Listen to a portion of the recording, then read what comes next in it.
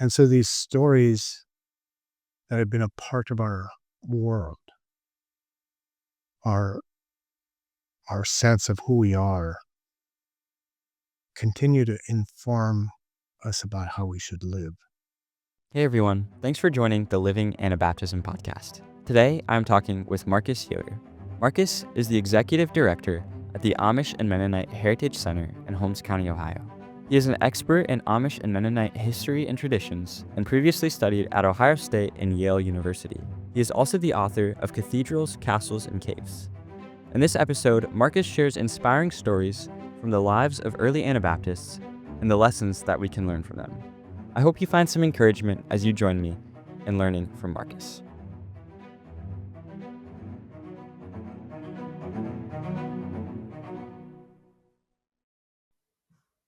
Well, Marcus, thank you so much for joining us on the Living Anabaptism podcast. I'm really excited to talk to you and learn from you. I hear that you are quite the storyteller, and you're just really knowledgeable about the concept of the field of Anabaptist history. And so I'm really excited to learn from you. To start off, I wanted to kind of ask a little bit about your journey. You told us that you went to Ohio State for history and then Yale for to study church history. And I know you've written a book on Anabaptist history, so it seems pretty clear or safe to say that you like history, or you're at least intrigued by history. So I just wanted to ask, maybe, what do you find so interesting or important about history that makes it worth your time to study it? That's You've hit at the core of who I am. Uh, I think my love for history began really early with reading. My parents really encouraged reading. In fact, they got talked into buying a set of World Book encyclopedias when I was about 7 or 8, which for the younger audience is like Wikipedia in print. Um, and when they came, I mean, I was so astonished by all these books, but I thought you were supposed to read them. And so I began with A, and just kind of everything of interest I would read. I read prolifically and it was an escape a lot, but so reading kind of helped prep, and I've always loved story. And to me, history is about story.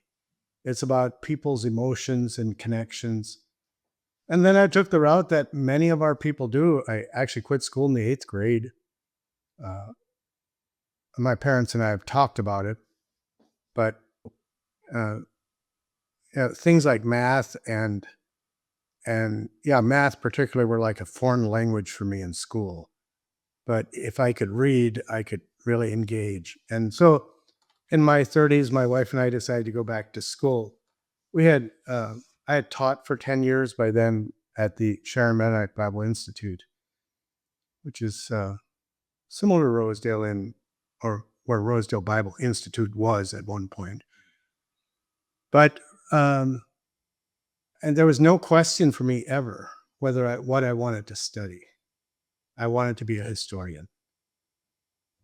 And so, Ohio State, my degree from Ohio State is in history, and my degree from Yale, a master's, is in the history of Christianity with a specialization in Anabaptism and the Reformation. Gotcha. That's great.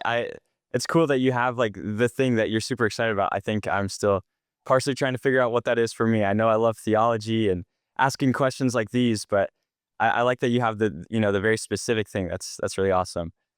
So this season we're talking about church history. That's what makes you such a great guest. And we're kind of trying to trace from Christ all the way up to where we are now. Obviously not with every single detail, but a general timeline. And so today you're going to be talking about stories that have shaped us since the Reformation. But I thought maybe to kind of give some context, you could maybe kind of lay out what was happening during the Reformation and maybe what made the part of the Reformation that the Anabaptists were worried about, like what made that part different as well. That's a good way to approach it.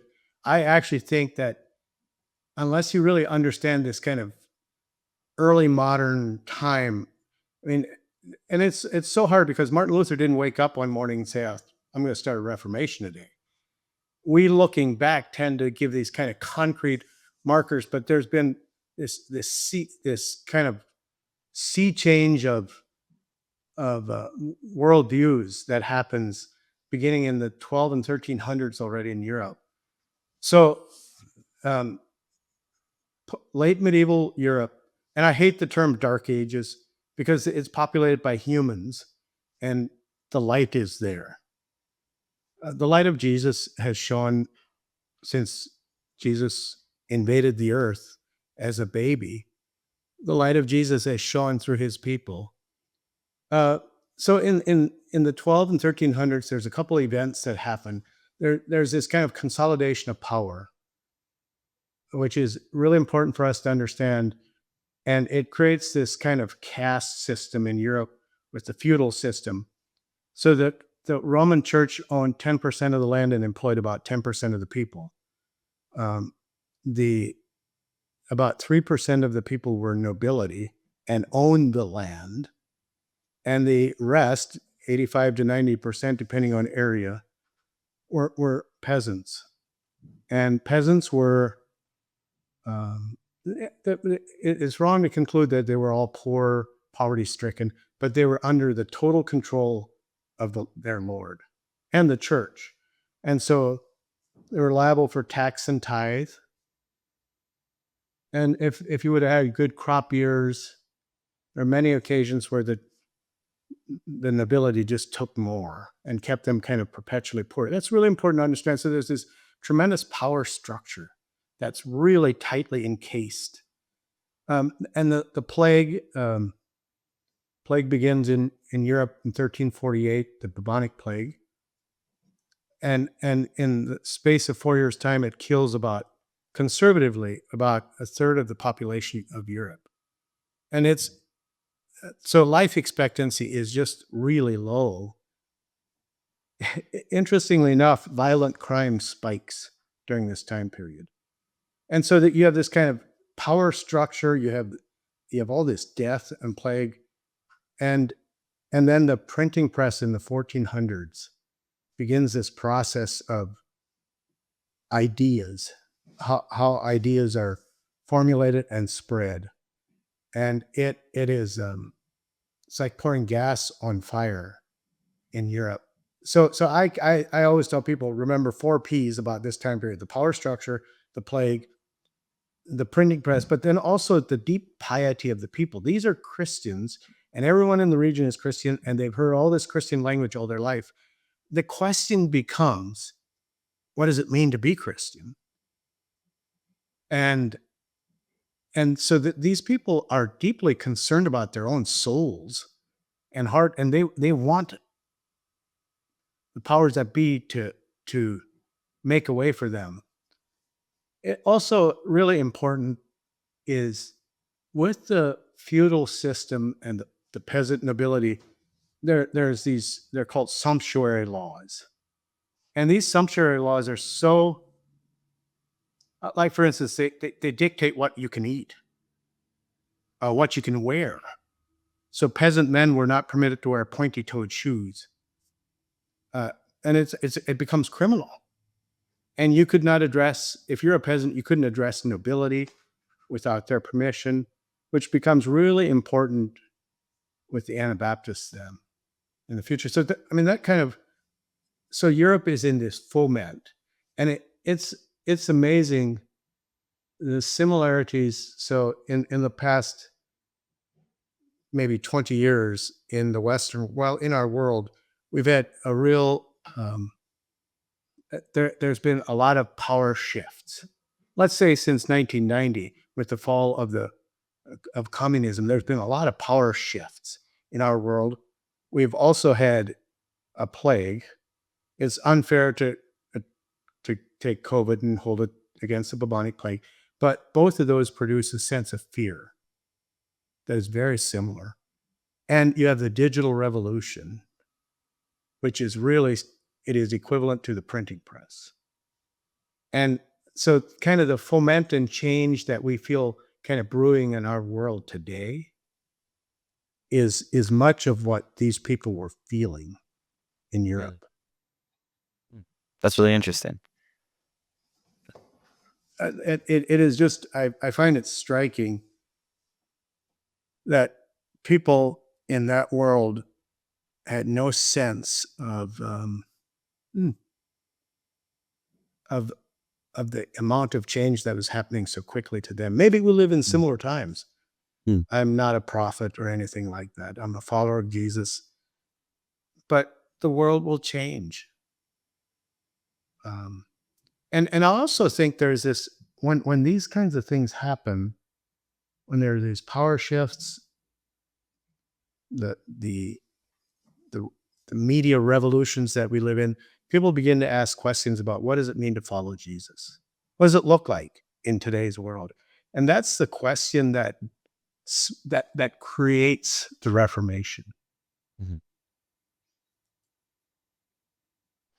So then, like, what comes of that, and how specifically do Anabaptists try to answer that question?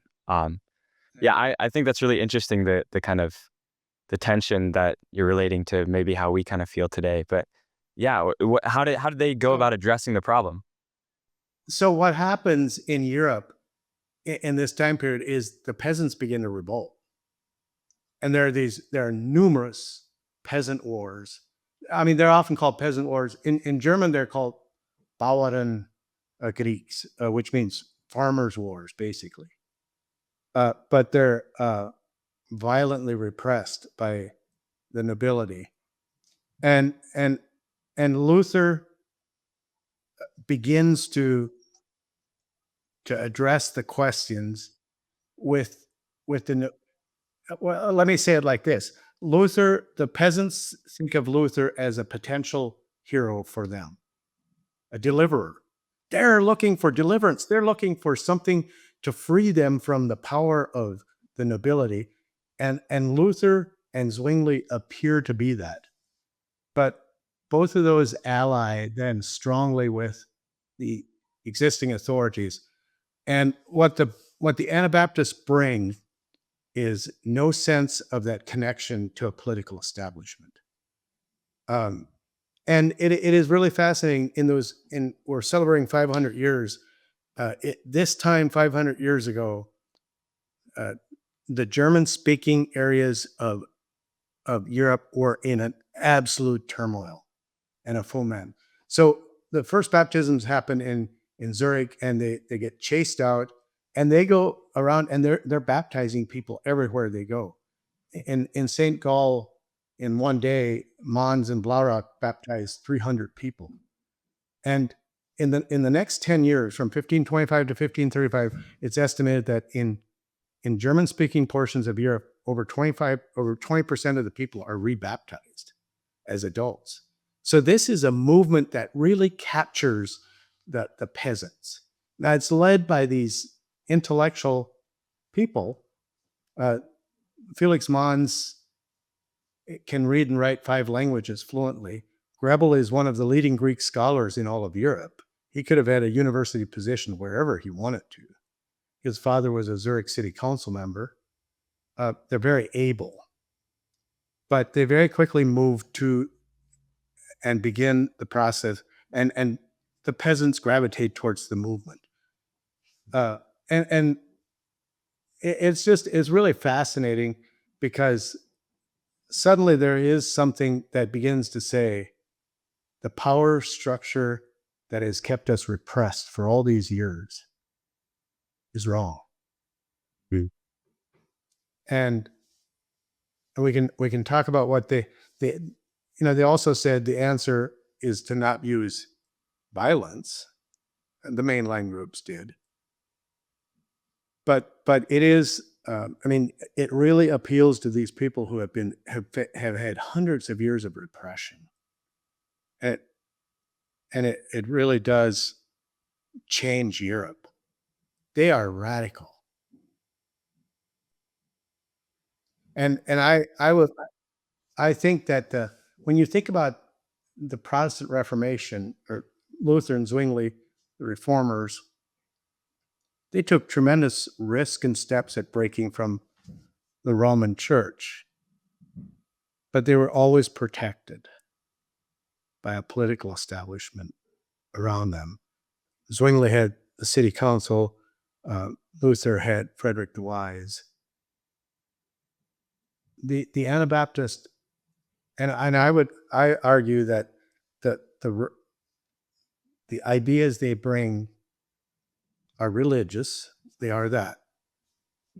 They and the biggest idea, the two biggest religious ideas, I think that are so revolutionary are one, the separation of church and state, not in the American sense. A church unbound by political establishments, not bound by, but unbound from any political establishments. Therefore, it's the kingdom of Jesus spreads through the world, crossing all boundaries. Mm. And that's baptism is the point of the spear of that. Baptism isn't the biggest issue. The nature of the church is. The second thing is this idea of there is an equality in the kingdom. For instance, we know at that first baptism in January of 1525 that there is nobility and peasants together being baptized. And so they also break all the social order of the day. So they break the religious kind of order of the day. And with the religious order goes the question of where is truth found and where is spiritual authority found? Is it found in the hierarchy, or is it found in a trained theologian who knows how to exegete the Bible, or is it found in, according to the Anabaptists, it's found in the group of believers studying the New Testament together? And so they're revolutionary, they're radical. And when I understood that, that's much more than a system or a theological set of theological ethos. It is bigger than that. And That's why we they're dangerous. yeah, we see that. We see that people react against them and start hunting them down and stuff like that. And we see that it affects more than just their beliefs, but actually like the way that they live. And so because of that, we have all these really awesome and interesting, inspiring stories from history after the Reformation. And so that's kind of what we're talking about today. And so I was wondering, are there just stories that kind of show how the Anabaptist movement has gone beyond just belief, but it goes more than that, and it's bigger than just a system. Um, are there stories that you want to share that can kind of that, that that also show ideas that have stuck with us today and kind of influence the way that Anabaptists live today? There are so many. I mean, we have these discussions in house here about how much we should focus on things like martyrdom and things like that. And I think that if those people, I think you asked the question the right way, because I think if those people were able to speak to us today, they'd say, you should worry less about how we died and more about what we lived for. Mm. Mhm. Um, and so your question is phrased really well. I think of like what makes it possible.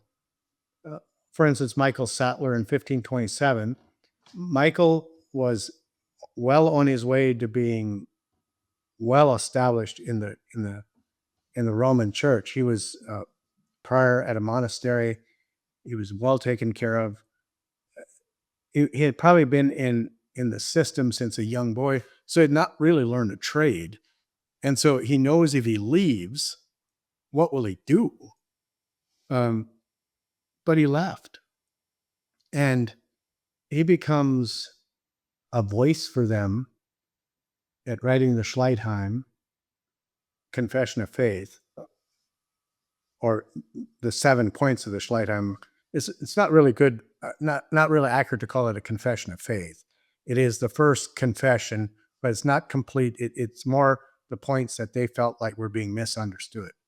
And it is really interesting what they cover there, which may be for another time. But Michael, and he had married Margarita, who is was a former nun, but Michael, they're found out, he's put in prison, he's horribly mistreated, and he's being taken to be executed, and they give him the opportunity to recant.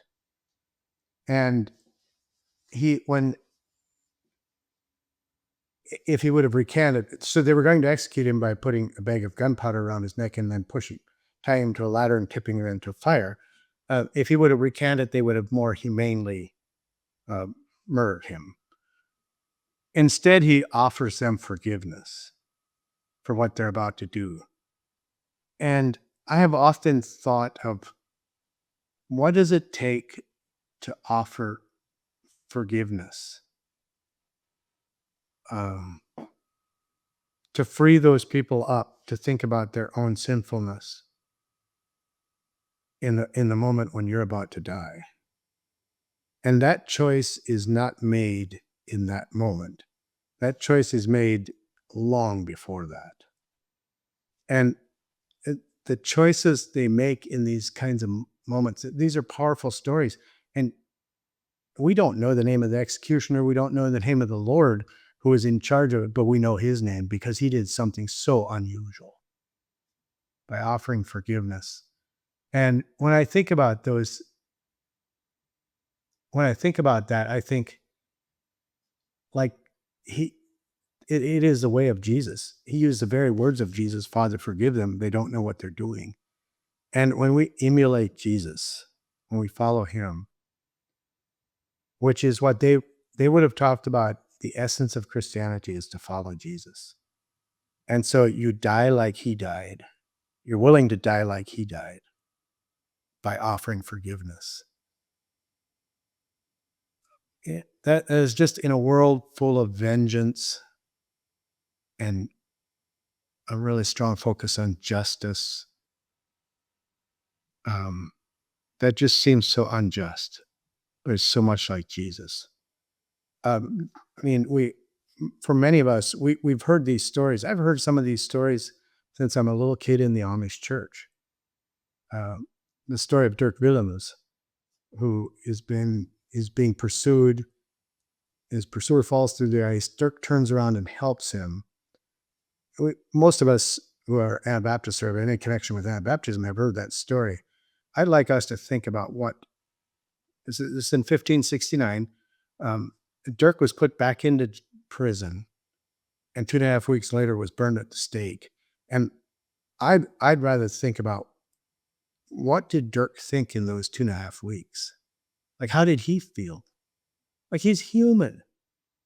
When we kind of make these saintly heroes who had no struggle with what they're doing, we dehumanize them.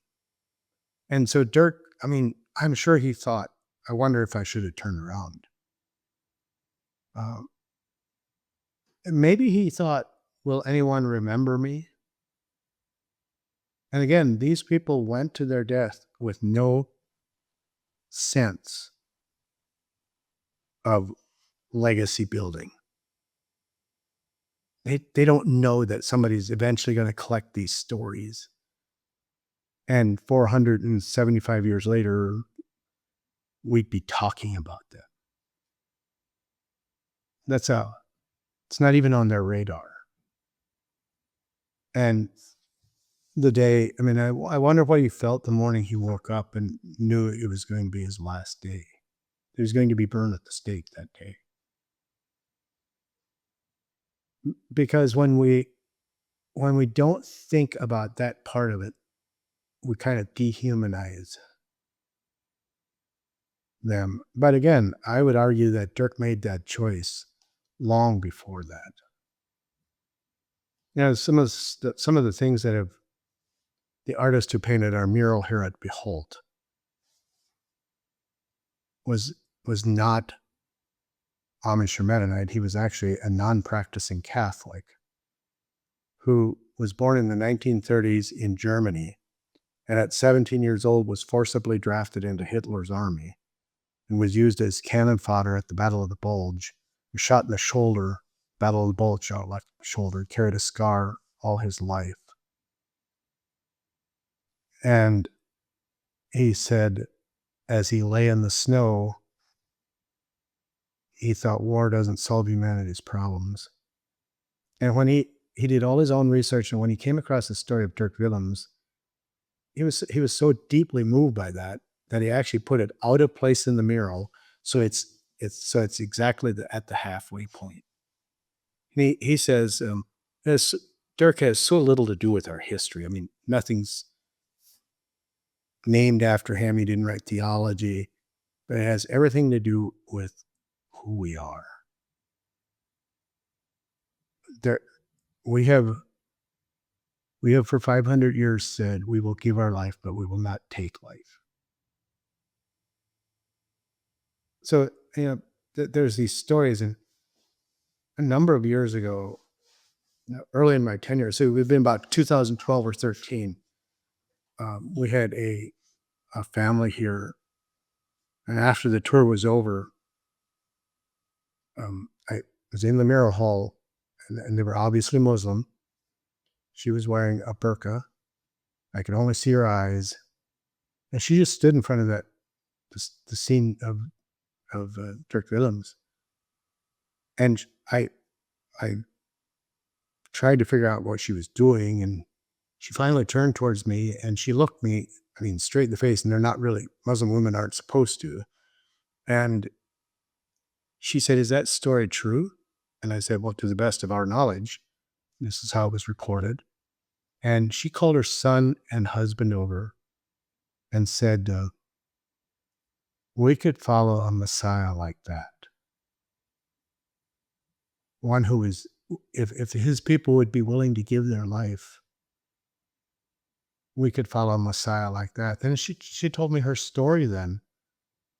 She said she is from northern Iraq, and she pointed over to another scene of the Crusades in the 1100s, these Christian armies with crosses. And she said, for our people, we remember the Crusades. They're 700 years ago, but they remember them. It's deep. And she said, why hasn't someone who follows the Messiah like this come to our people? But then she also told me that an American bomb fell on her village in the first Desert Storm, which would have been 1991, and killed all her extended family. She has no living family members today. And she remembers George Bush. She's in the hospital as a little child. She remembers George Bush on television, seeing him talk about this as a holy war, a just war. And so, these stories keep speaking. And I also think, Caleb, that we're all inclined to learn. We learn better by story. When we hear stories, they just deeply impact us. People's stories. And there's many more. I can keep right on going, but there are many more. Well, why don't you share another one or two stories? I think they're just so fun and so encouraging. So Yeah. Well, yeah. let me just follow up with that. So that Dirk Willems story has been, that has been such a part of our psyche as Anabaptists, particularly the Amish hear it a little more, maybe. About 6 years ago now, I have a dear friend who is an Amish minister from Lancaster, Dauphin County, Pennsylvania, and he wanted to bring a group of Amish young people out, 2 busloads, actually, 100 Amish young people. They're between 18 and 22 years old. And they wanted a long tour, so we spent 3 hours with them. And when we came to the story of Dirk Willems and told the story, the one of the young girls, 18 to 20-year-old probably, began to cry. And it was really unusual. It wasn't just tears running down her face. She sobbed, and we took a break, and Elam, who had brought them, came up and said, "Marcus, you know who that girl is?" No clue. And he said, "She's one of the survivors of the Nickel Mine school shootings." So 18 years ago now, I think, a man named Charlie Roberts broke into the West Nickel Mine school, chased all the little boys out and killed 6 little girls and wounded several others. And this is one of those little girls he wounded. She has bullet scars in her body. And after a couple weeks, well, then Charlie Roberts took his own life, but the media found out about it, became a big deal. And the media found out, I think 3 weeks after the horrific events, that the Amish family, one of the Amish families was inviting the Roberts family down to their place for dinner and extending forgiveness to them. And this is this girl's family. So she sat at that supper table that night. She had a sibling, a sister who was killed, and she was wounded. And she sat at the supper table with the perpetrator's family and offered them forgiveness. And the story that her father used to convince his children and his family that they couldn't carry the heavy load of anger and bitterness was the story of Dirk Willems. And so these stories that have been a part of our world, our sense of who we are, continue to inform us about how we should live. I think in American experience, when the Amish and Mennonites moved to America, so as Anabaptists, they're not permitted to own land in Europe in most places. So one of the big deals was the freedom to own land. That's why land ownership is such a big deal to many of our people. But they were very careful not to settle on lands they couldn't claim. So as the Western European world moved westward, they were always kind of on the second tier. But a small group of Amish who settled in Berks County, they may have heard about a great European war going on. In Europe, it's called the 7 Years' War. In America, it's called the French and Indian War. It's about world dominance. But it seems distant, but on the night in September of 1757, a group of French militia moved south, and they happen upon an Amish cabin. Now, the group is primarily made up of Native Americans, but it's led by the French, and they want to attack the British forces, and the cabin is in the way, and so they attack the cabin. The mother, father, and we had 5 children living at home and 2 married by now. So they had 3 teenage boys, and the father asked his sons not to shoot back. They had hunting rifles, and so they finally ended up in the cellar of this house, and the militia fired the house, and the next morning they crawl out the cellar window, and the lady of the house, Mrs. Hostetler, was stout and got caught in the cellar window.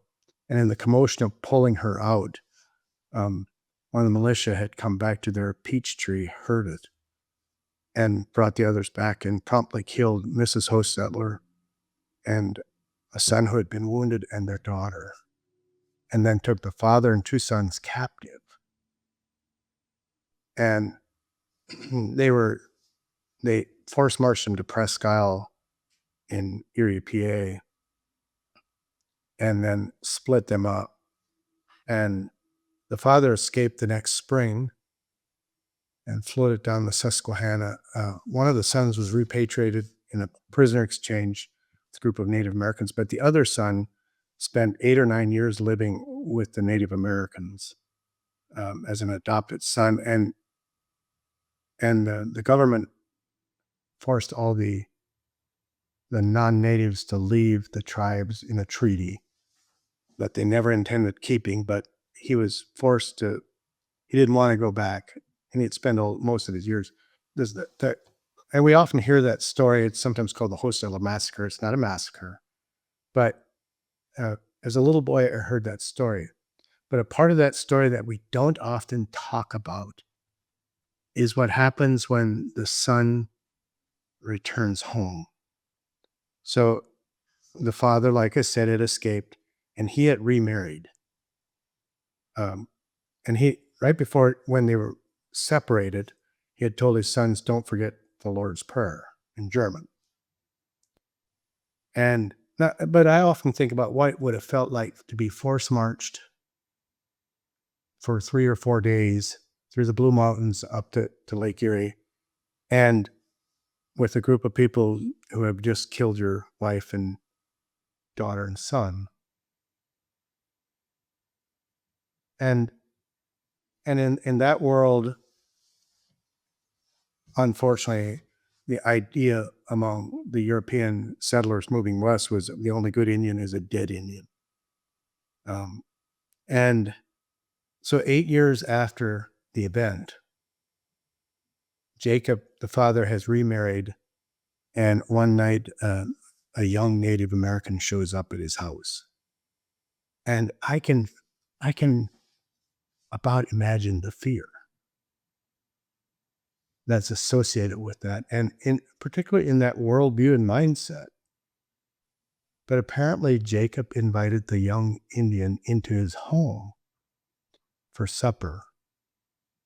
The Native American refused, and Jacob went in, and after supper he came back out, and in broken German, this young Native American begins to recite the Lord's Prayer.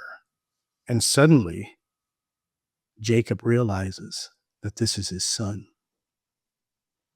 And I've often thought about Jacob would have had every right to feel a deep anger. I'm not trying to get in his psyche, and particularly in that worldview, to have nothing to do with Native Americans ever again.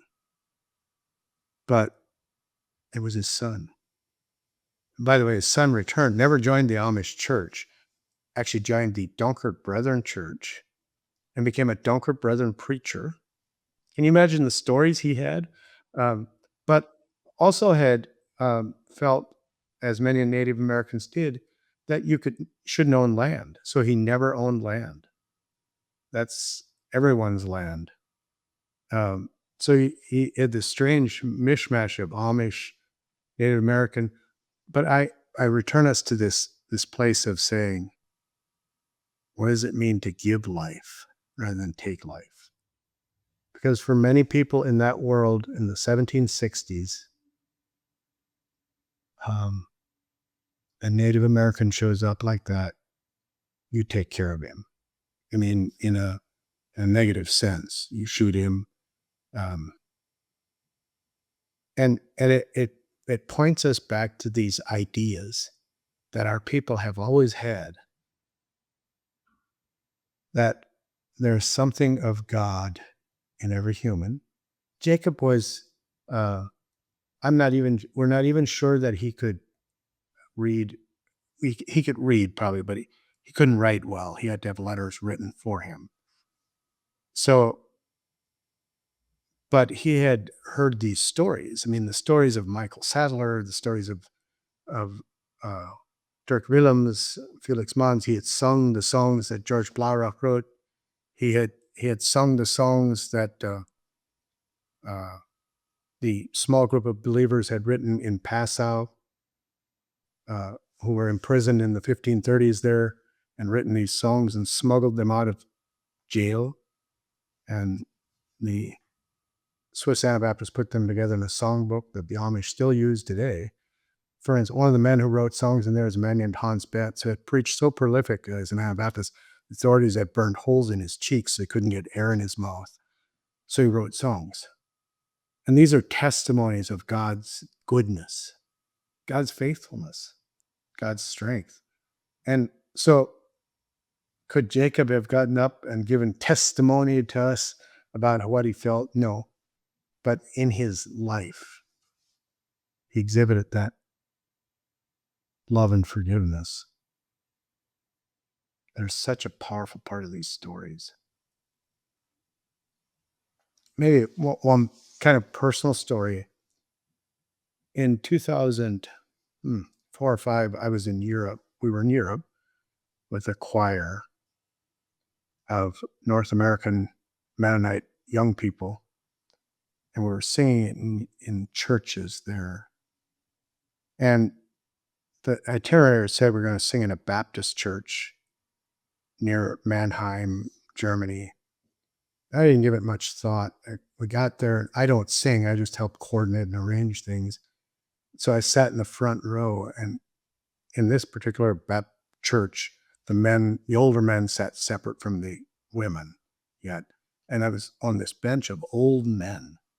The choir, before they had, during their rehearsal section or the practice, had learned a German song, and most of them had no clue what they were singing.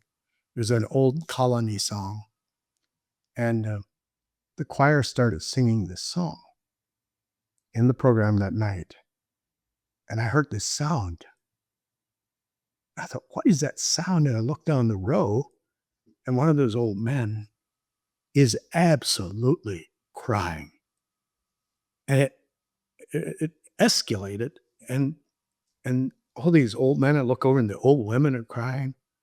And it got so loud, the choir director stopped the song and turned and asked them, "Can you tell us what's happening here?" And one of the old men got up and said, "I spent 26 years in a Siberian work camp. And it's songs like this and the few pieces of scripture that I had memorized that sustained me in those 26 years."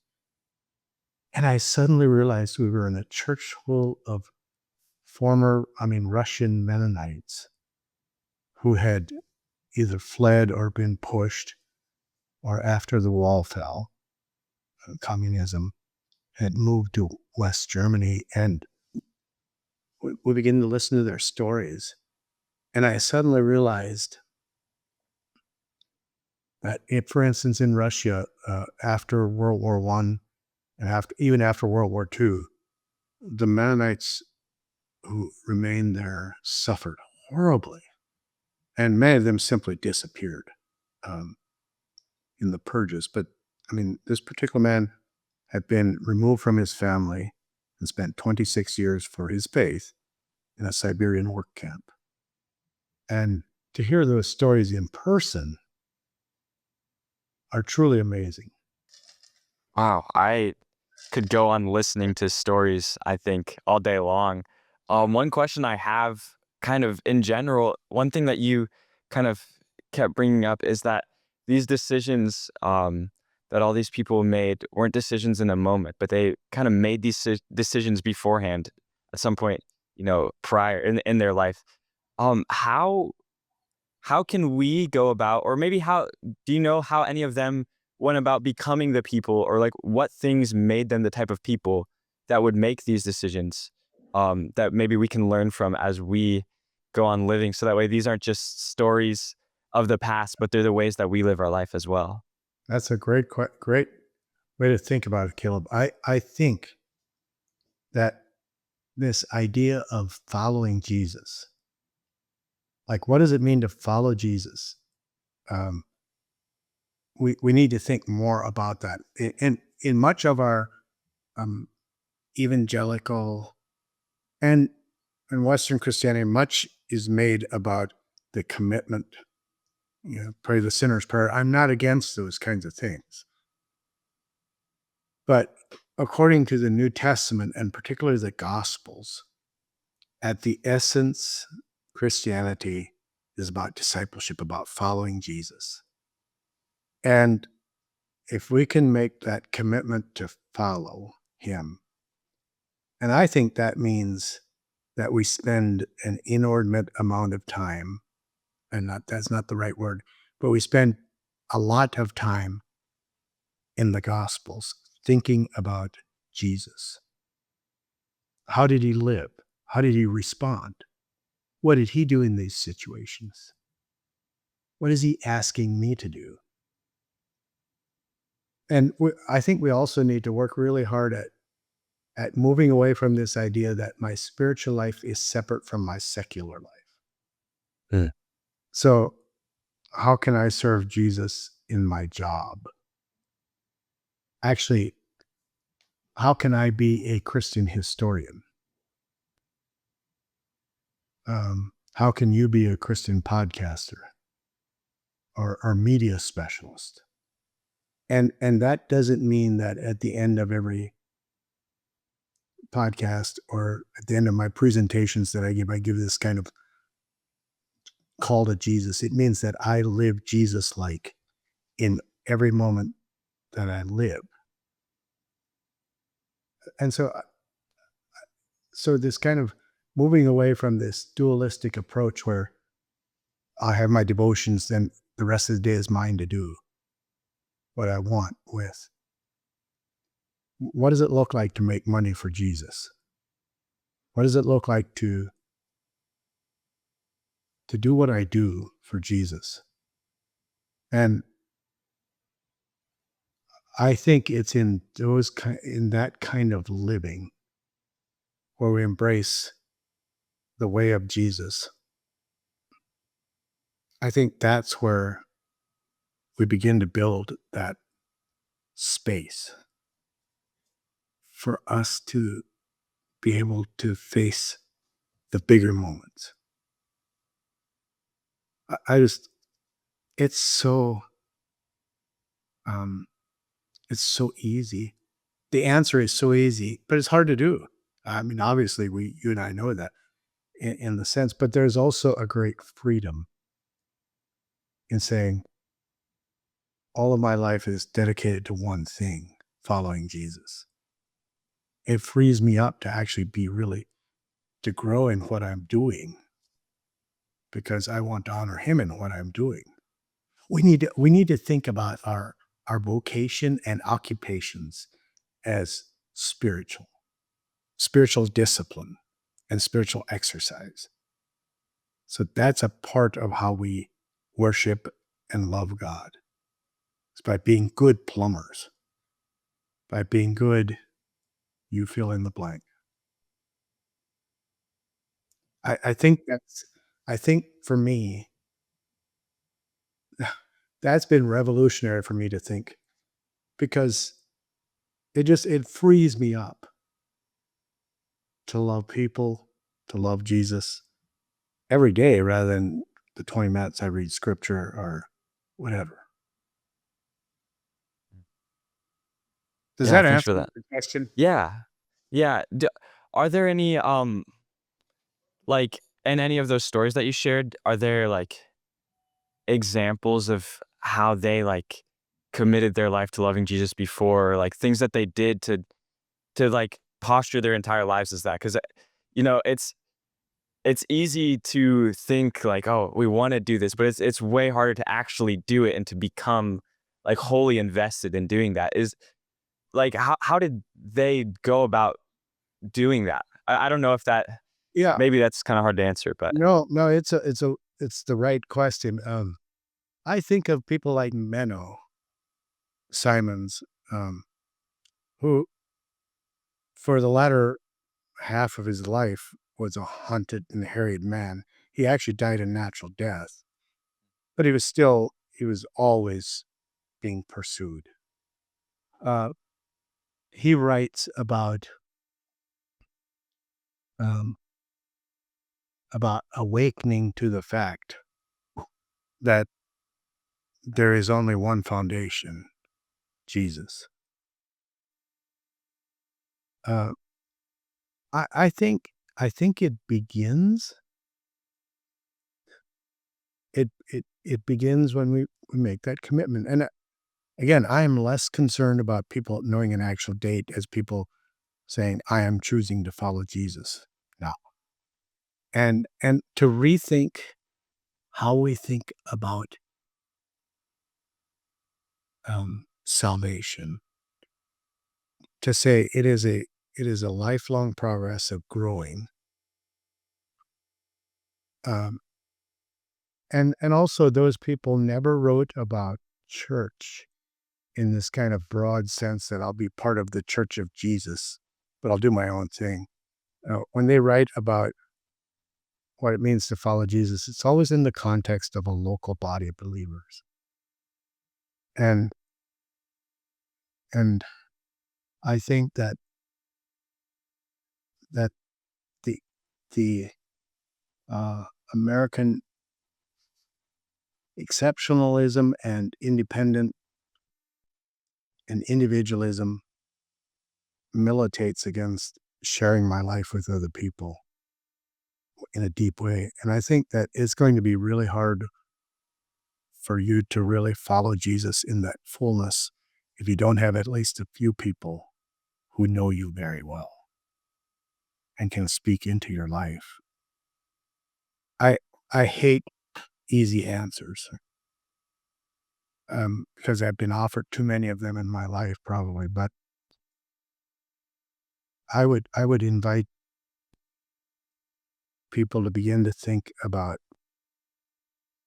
spending a little time each day reading a section of scripture and rereading a section of one of the gospels and just rereading the life of Christ and thinking about how can I practice like that today? How can I live like that today? And to actually begin to talk to those people you're close to and say, I want to live like Jesus.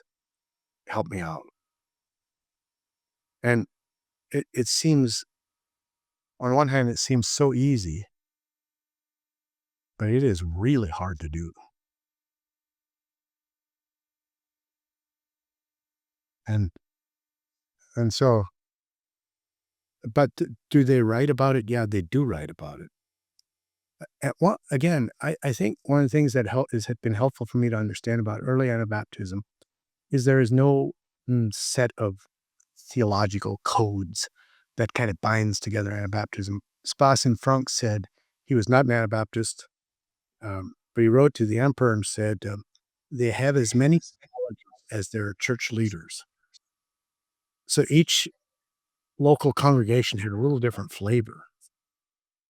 And I think we need to learn to live with that difference and say they're wanting to follow Jesus. They don't do it like I do, but I love that they're wanting to follow Jesus and begin to embrace that and say, what is at the core? What does it mean to be a follower of Jesus? It means to follow Jesus. And if they're trying to follow Jesus, I can honor their journey, even if they're not at the same place I am, and bless people, begin to bless people and encourage people rather than put up more fences. Our world needs walls broken down and fences removed rather than more built. How do we do that while also standing firm and saying that there are certain truths and there are right ways to do things and wrong ways to do things? It's such a hard tension that I've been really curious about recently. Like, because what you're saying sounds so beautiful. The idea that there are as many theologies as there are church leaders. Like, I get the appeal to that, but I also want to, be able to say, well, there are right things and there are wrong things. So, like, how do we kind of wrestle with that? Maybe that's way outside of the scope of the conversation. Uh, so one of the things I've been thinking about in relation to that is what is core? Like I have friends who are at different places they in practice. I mean, I I daily interact with Amish people, and I'm not Amish. Um, and I daily interact with people who aren't at the same place I am in practice on the left side, whatever side that is. But like I've been thinking about, and I listened to something N.T. Wright did on this that was really helpful for me to think is when you think about something like the Apostles' Creed and say, at its at its minimum, this is the call that you have to believe this. You have to believe that Jesus came to earth, lived here on earth, died for our sins, and rose again from the dead, and has ascended to God. And so when people can believe the core that, and then there are these kind of radiating out from their ways of living Jesus into the world uh, that may look a little differently. And if I can begin to bless those, but hold on to the core, I'm in discussion with a friend right now who has been deeply hurt by Christianity and thinks it's bunk. Um, actually believes he likes Jesus, but he does not believe in the resurrection.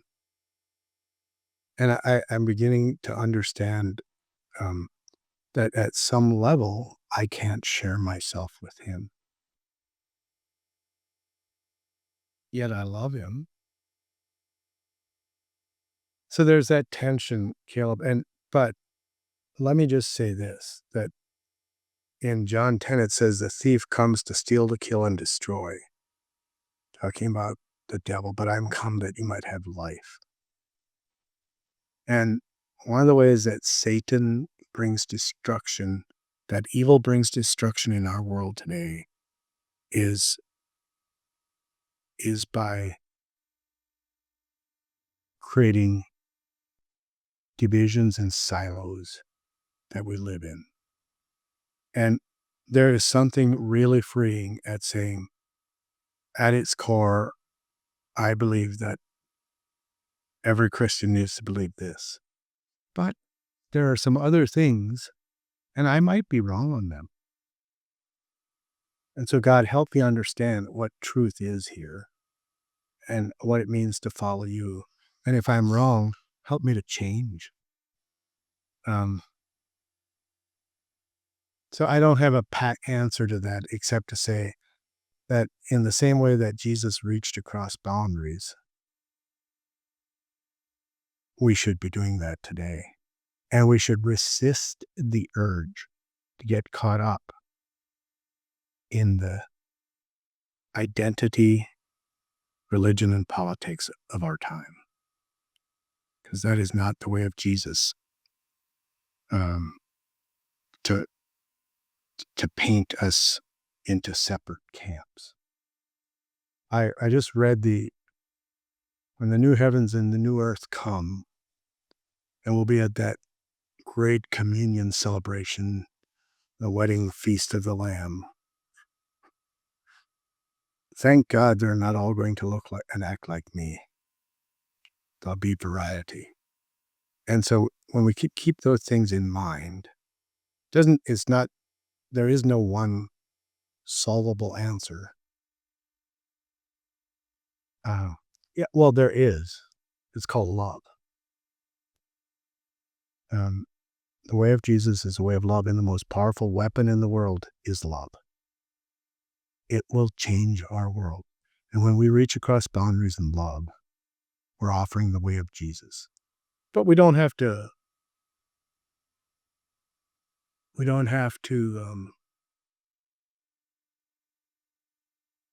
we do not abandon truth doing that. We embrace truth and love across boundaries. Which means sometimes people's own decisions will make them move away from me. And we have to love them enough to let them move away from us, if that's where they're at. So one thing that I want to be careful to do is not to, hold Anabaptism on this pedestal as if it's this perfect tradition, this perfect line of thought that we've never done anything wrong. So kind of in that vein, are there any stories from Anabaptist history that are, kind of negative that instead of looking to and being like, look at this and it's inspiring, we've had to kind of like react against or learn that this isn't the way that we're supposed to live?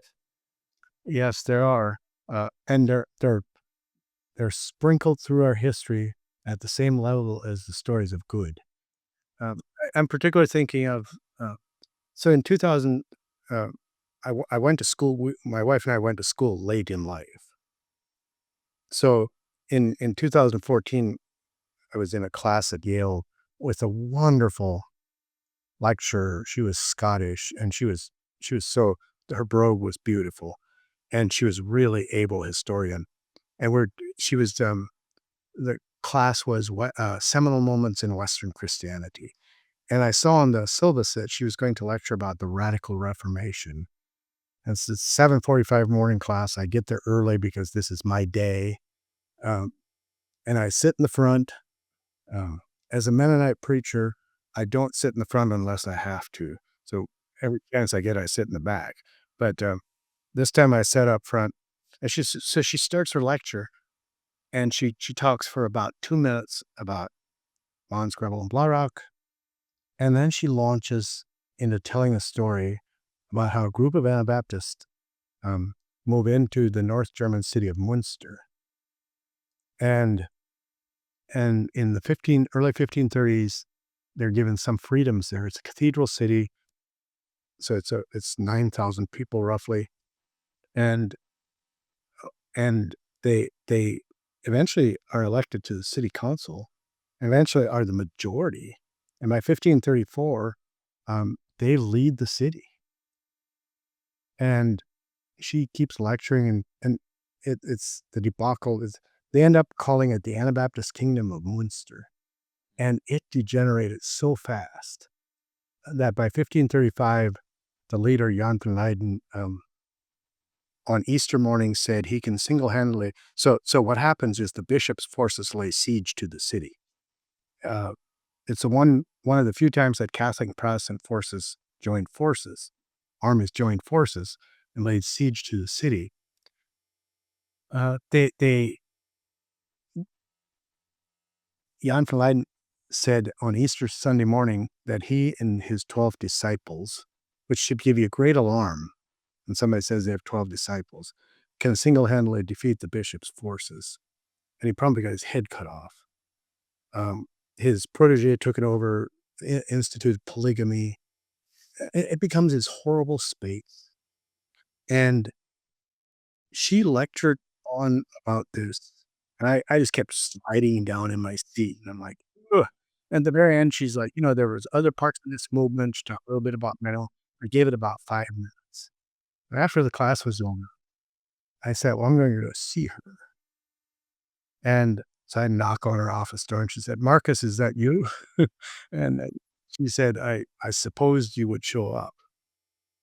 And I said, well, that just felt really unfair. An unfair representation. You have an hour and 15-minute class period, and you spend the bulk of it. And she said, are you aware of the implications of Munster on Europe and on Anabaptism? I said, well, and she said, actually, I want you to do your final paper on that.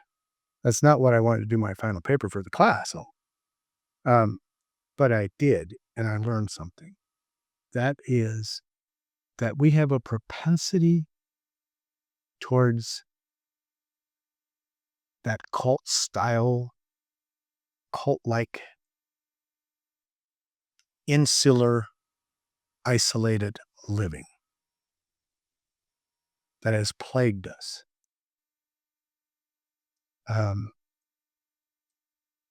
In 175 years later, in New England, in Boston, the Puritans in Boston hanged 2 Quakers who had preached their way from Pennsylvania north. The Quakers believed in the separation of church and state, and the Puritans didn't. So the Puritans hung them. And the argument that John Norton, who was the minister at Boston, at the First Church of Boston, the Congregationalist Church, Puritan Church, the one where Paul Revere would later hang his lanterns in, he wrote a 53-page tract arguing that the Puritans had every right to hang the Quakers to their death, because if they didn't, New England would become like Europe was under the dreaded Anabaptists in Munster. And he points back to Munster, and Munster essentially stops the evangelical spread of Anabaptism in Europe. So our excesses have plagued us. And interestingly enough, in modern times, movements like the Burkholz Amish, I don't know if you're familiar with that, the beard cutting business that happened 15 years ago, 10, 15 years ago, Sam Mullett and some of his colleagues had started a kind of a separatist Amish movement where one man, Sam Mullett, had complete control, instituted a form of polygamy for himself, but no one else, kept all the finances. And it's like, it so nearly mirrors Munster. And there have been other parts of our movement that so nearly mirror. So there are those pieces in our world. And I'm careful when I speak to Amish and Mennonite groups, Anabaptist groups, to include those. And many of them react a little bit to it and say, why do we need to talk about that? Well, we're prone to those. And I think that our sense of, oh, we can easily fall into that kind of insular isolationism that will lead to many excesses. So I think that's one thing we have to guard. I think that's why it's good for us to be tempered by theologies around us that really make us think and refocus on following Jesus in love and respecting people across boundaries, because that keeps us from falling into those excesses. Thanks for that. I think that's a great kind of reminder and way for us to kind of guard ourselves from going too far one way or the other. And yeah, I appreciate that. And I really appreciate your heart and your knowledge and taking time to talk with us and be on the podcast. Would you be willing to pray for us and the listeners as we close this time together? Sure. Our Lord Jesus Christ, we thank you that you came to earth, that you lived here, you experienced life on earth, human emotion. You contracted yourself to fit a human body. And you did it because you loved us. And for that we say thank you. And I pray that we would be able to, in the same way, in the same giving and serving way, return that love into the world around us. I pray for Caleb and the podcast. I pray that you would bless the work that he's doing. I pray for the listeners. I pray that as they think about their own relationship and what it means to follow Jesus, I pray that you would give them the courage and strength, give me the courage and strength to return to you and the Gospels, to think about what it means to live well in our world. Help us to tear down the divisive divisions of our world and to cross those boundaries to take the love of Jesus. Keep us from isolation and the narrow spaces that restrict our souls. In the name of Jesus Christ, amen. Amen. Thank you so much, Marcus. I really appreciate you taking the time.